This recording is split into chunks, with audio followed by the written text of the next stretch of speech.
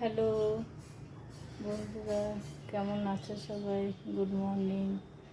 আমি আজকে রান্নাঘরে ঢুকে পড়েছি সকাল সকাল। আমার এরকমই রান্নাঘর ছড়ানো বড়ানো। পটল চিংড়ি বানাচ্ছি, দেখো কী করে বানাচ্ছি বন্ধুরা। চিংড়ি মাছটা ধুয়ে নিয়েছি, নুন মাখিয়ে গোটা পটলটা কেটে নেবো, যেমন ছোটো ছোটো করে কাটে এরকম কেটে নেবো। পটল কেটে নিয়েছি, পেঁয়াজ কেটে নিয়েছি, একটু আদা দিয়ে এটাকে বেটে নেব।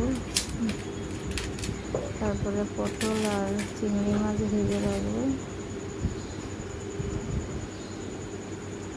চিংড়ি মাছটা ভাজা দেখালাম না, পটলটা ভাজা হয়ে গেছে, তুলে নেবো। আর হালকা করে চিংড়ি মাছটা ভেজে নেবো, নিয়ে তেজপাতা দিয়ে জিরে হলুদ লঙ্কা গুঁড়ো দেবো। জিরে হলুদ লঙ্কা, স্বাদ মতন একটু নুন দেবো।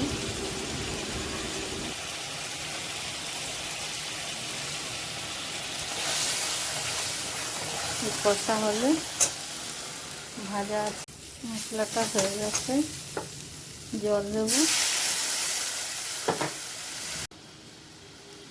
পটল ভাজা চিংড়ি মাছ ভাজা দিয়ে দেবো।